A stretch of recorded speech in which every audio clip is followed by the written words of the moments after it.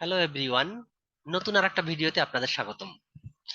আজকে আমরা বোরস atomic model অথবা বোরের পরমাণু মডেল সম্পর্কে জানবো। তো বোরের পরমাণু মডেলটা আসলে কি, যে কোনো একটা পরমাণুর মধ্যে ইলেকট্রনগুলো বা প্রোটনগুলো অথবা নিউট্রনগুলো কিভাবে কোথায় অবস্থান করে সেই সম্পর্কে নিলস বোর 1913 সালে 1913 সালে প্রথম ধারণা দেন, একটা পূর্ণ ধারণা দেন, এবং সেটাকে বোরের পরমাণু মডেল হিসেবে আমরা জানি। এবং এই যে আবিষ্কার 1913 সালে উনি এই বোর পরমাণু মডেল দেন, এবং তার উপরে ভিত্তি করে 1922 সালে 1922, আজ থেকে 100 বছর পূর্বে ওনাকে ফিজিক্সে নোবেল প্রাইজ দেয়া হয়। সো আমরা এখন দেখব যে আসলে বোরের পরমাণু মডেলটা কি, বা কিভাবে উনি ব্যাখ্যা করেছেন যে ইলেকট্রন ইসের মধ্যে, অ্যাটমের মধ্যে ইলেকট্রন, প্রোটন বা নিউট্রন গুলো কোথায় কিভাবে থাকে। তো চলুন দেখি এই যে বোরের পরমাণু মডেলের মধ্যে কি আছে। সো উনি প্রথমত এই যে পরমাণু মডেল, এই পরমাণু মডেলটাকে মোটামুটি 4টা পয়েন্ট আকারে বিশ্লেষণ করেছেন। 4টা পয়েন্ট কি কি সেগুলো যদি আমরা একটু দেখি, যে electrons revolve around the nucleus in stable orbits without emission of radiant energy. মানে এর কথা হলো যে ইলেকট্রনগুলো নিউক্লিয়াসকে কেন্দ্র করে নির্দিষ্ট কক্ষপথে সারাক্ষণ ঘুরতে থাকে। Each orbit has a definite energy, এবং প্রত্যেকটা কক্ষপথের নির্দিষ্ট একটা শক্তি আছে। যেমন এই প্রথম শক্তি স্তরের, যা প্রথম কক্ষপথের যে শক্তি, এটা নির্দিষ্ট। দ্বিতীয় কক্ষপথের পথের শক্তি তাও নির্দিষ্ট। তৃতীয় কক্ষপথের শক্তি তাও নির্দিষ্ট।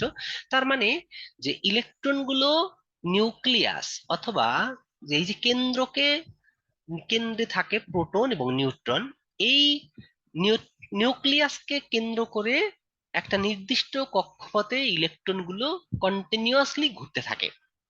এবং এই যে কক্ষপথগুলোকে উনি বলেছেন এনার্জি শেল বা শক্তি স্তর।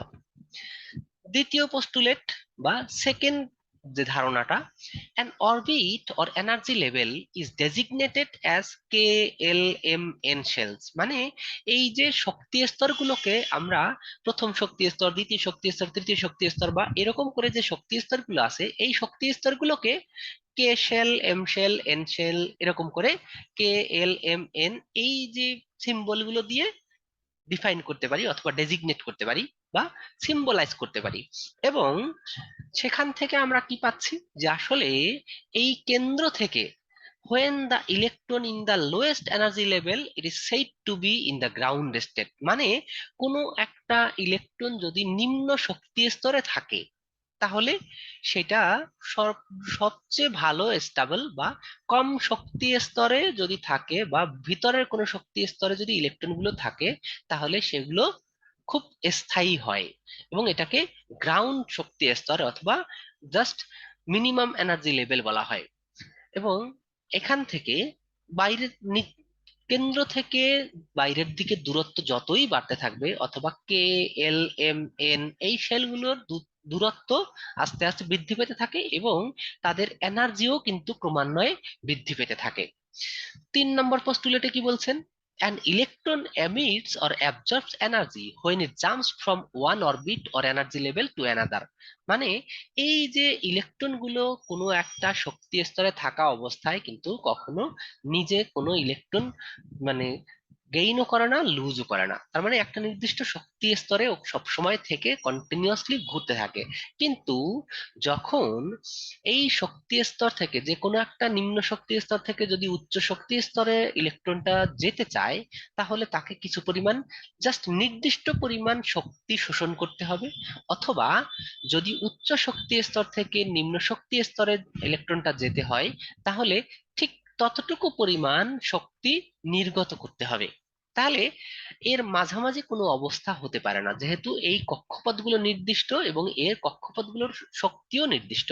যে কারণে ইলেকট্রনগুলো যদি কোনো নির্দিষ্ট শক্তি স্তর থেকে অন্য কোনো উচ্চ শক্তি স্তরে যেতে চায়, তাহলে তাকে কিছু পরিমাণ, just the difference between the energy of some two shells, যে যেই শেল থেকে অন্য শেলে যাবে, এই দুইটা শেলের মধ্যে যে এনার্জির পার্থক্য, ঠিক ততটুকু এনার্জি যদি গেইন করে, তাহলে সে নিম্ন শক্তি স্তর থেকে উচ্চ শক্তি স্তরে যেতে পারবে, অথবা উল্টোভাবে, যে উচ্চ শক্তি স্তর থেকে নিম্ন শক্তি স্তরে যেতে পারবে by losing that amount of energy.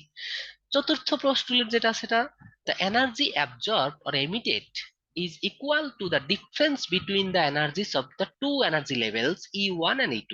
মানে যদি দুইটা শক্তি স্তরকে আমরা এভাবে চিন্তা করি যে E1 একটা শক্তি, প্রথম শক্তি স্তরের শক্তিটাকে যদি আমরা E1 দিয়ে প্রকাশ করি, দ্বিতীয় শক্তি স্তরের শক্তিকে যদি E2 দিয়ে প্রকাশ করি, তাহলে ইলেকট্রনটা যদি E1 থেকে E2 তে যায়, তাহলে তাকে গেইন করতে হবে E2 মাইনাস E1। এবং সেই ভ্যালুটাকে আমরা ডিফাইন করতে পারি E2 minus E1 equal H new.